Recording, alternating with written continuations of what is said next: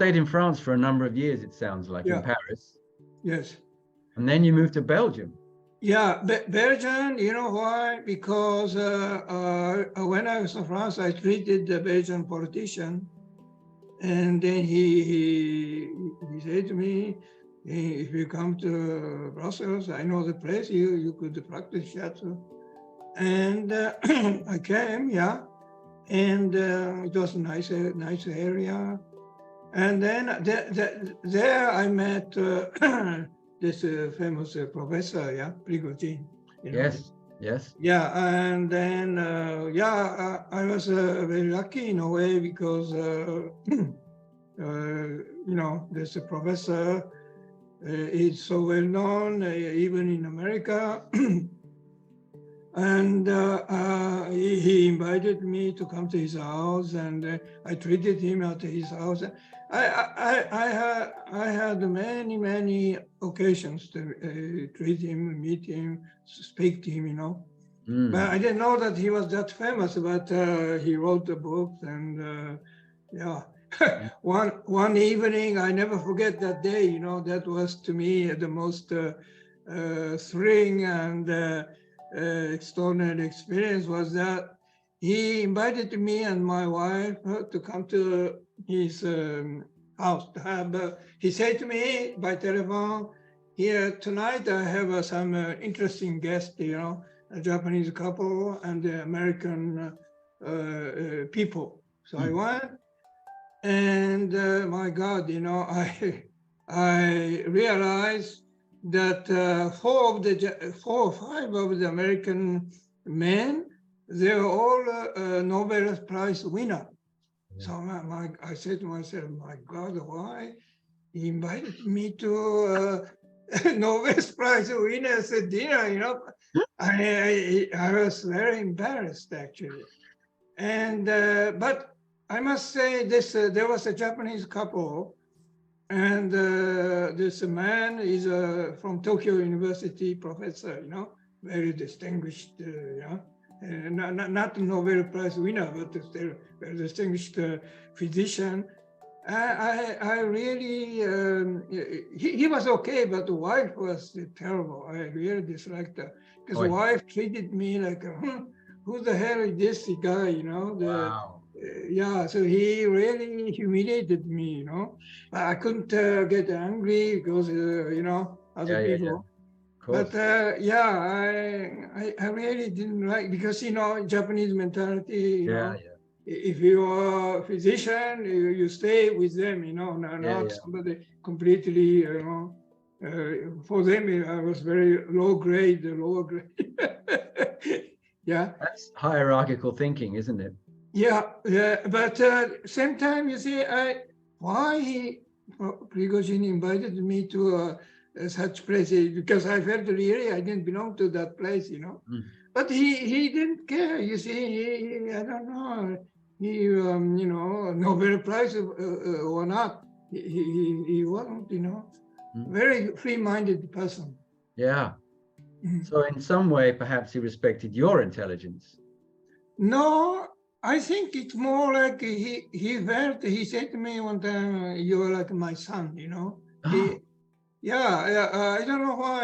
It's something other than, you know, it's more because people say, why, you know, Professor Prigozhin is talking to him, inviting so often to his house, you know. And he gave me, I still have that statue, you know, that he got it when he was in India. He was giving lectures, you know, and then he got wooden Shiba, you know, wooden Shiba, given by some high officials in India. And he gave it to me. I still have that, you know. Wow. And so, you know, he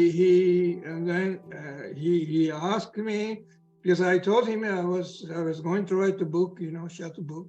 It was he who said to me, if you like, I could put the preface, you know. And what a fantastic thing to do. Yeah. So to me, he was my mentor. He was the one who really influenced me, you know, my life. Yeah. What would you say his main influence was then on you?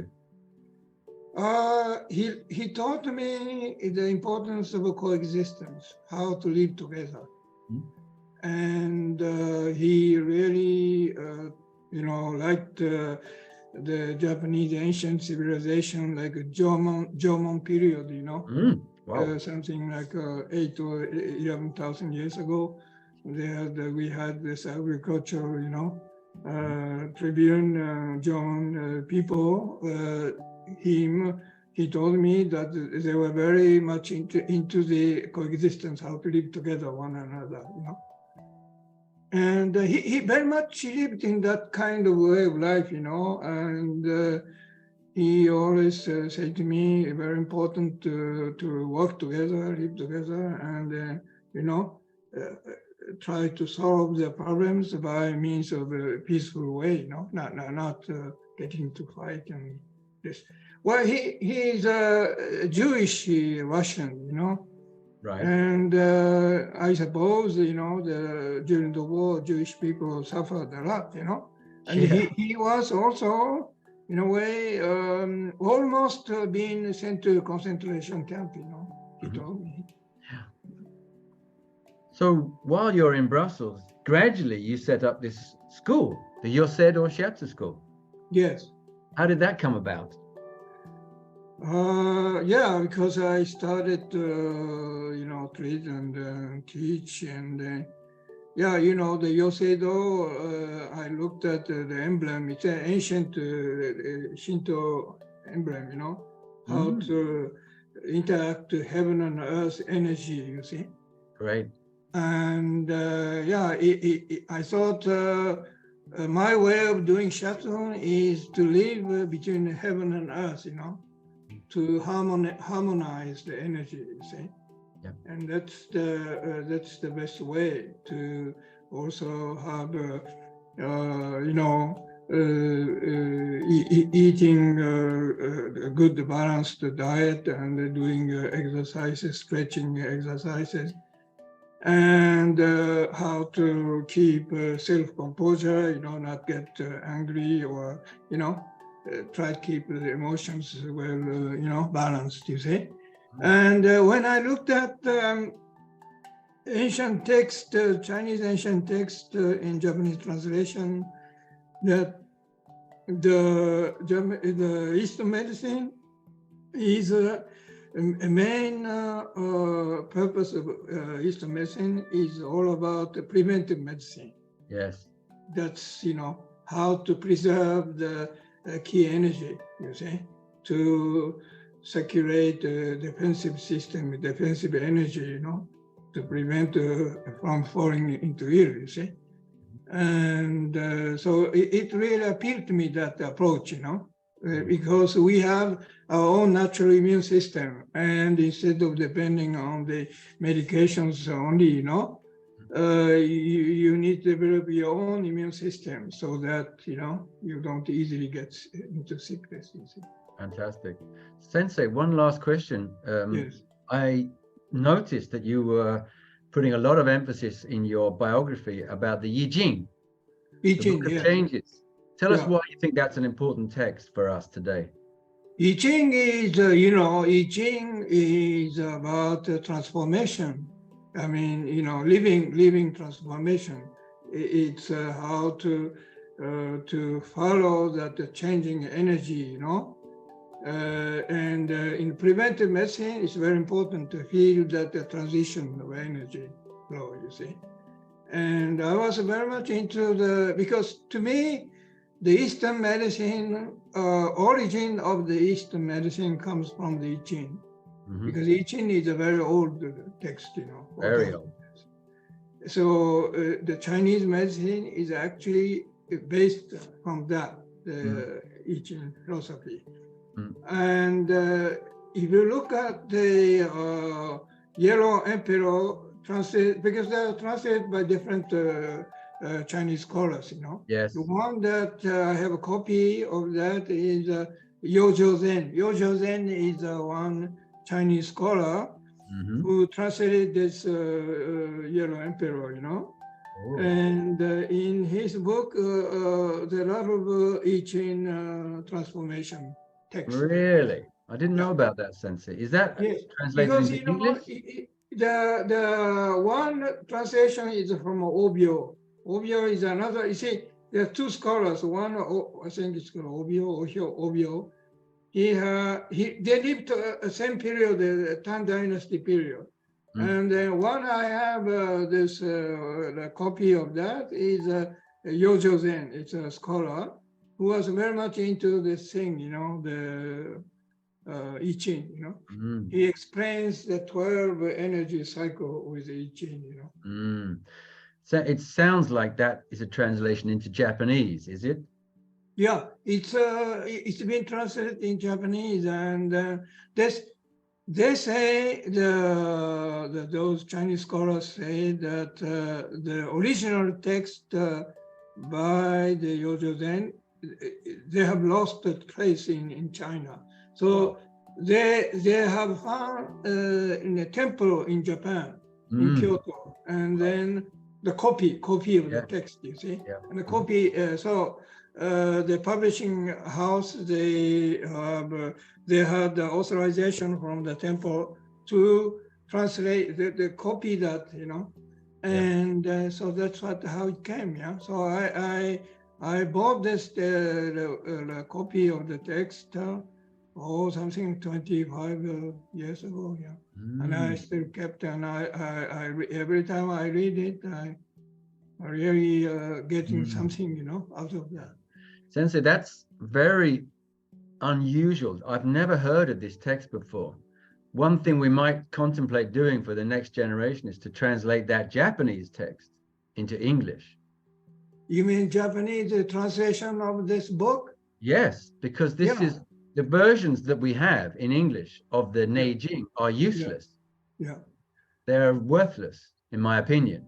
Whereas what you're talking about sounds like a good book. I'm not sure whether worthless or nothing is everything was something. There's always, but I am sure some scholars, will connect other people to translate that, because to do the translation, you have to have a perfect understanding of the language. Yeah. Yes. Both English and Japanese, you say. Exactly. Yeah. And there have been many good translations, but of course, the translation depends on how one who translates, Very much so. Yeah. And it's not easy to find somebody who's really good at it. No. No. It's very difficult to find it. Very extremely difficult, Yeah. Sensei, I'd like to thank you very much for taking all this time and talking to me. No, I'm terribly sorry about the time, because I completely misunderstood it was 5 o'clock, but in fact, you told me 4 o'clock, and then, I just... It doesn't matter, we'll forget about that immediately. But what I'd like to ask you is, if you have one more final comment, something that I haven't asked you that you'd like to share, is there anything else on your mind that you'd like to share with us? No, I think we covered the thing that you wanted me to reply. But well, I just wanted to say that I hope this shiatsu world can develop in the West, and in a way that this preventive approach, you see, to me, that's the very wise way, because Western medicine emphasizing too much acute medicine, it's emphasizing symptomatic cases, you see, and Eastern medicine is very much into the preventive. It's not symptomatic, because when I looked at the ancient text, yes, the ideal medicine is not getting to sickness, not only looking after how to treat it every time symptom appears, because it's Mr. Masunaga also in his yokai, it's all about that. King of medicine is all about preventive approach, not getting to sickness. Or if we get into sickness, we try to understand why we got into sickness, and then we try not to repeat the same mistake, you see. That's what the Mr. Matsunaga's message. Yeah? And to me, that is the most noble way of passing the message. You know? Fantastic. Thank you very much, Sensei. That's an excellent job. Okay. Thanks very much for your time. And I hope we get to meet someday soon. Yeah, indeed. Yeah, Mr. Chris. And you must tell me also about your life, because you asked me a lot, but you never told me about what you did, you know? Next time. Yeah, okay. We do that, yeah? Yeah, great. Yeah. Okay. Well, thank you very much. And we'll talk again soon. Yeah, okay. Bye-bye, Mr. Chris. Thanks very much. You're welcome, Mr. Chris.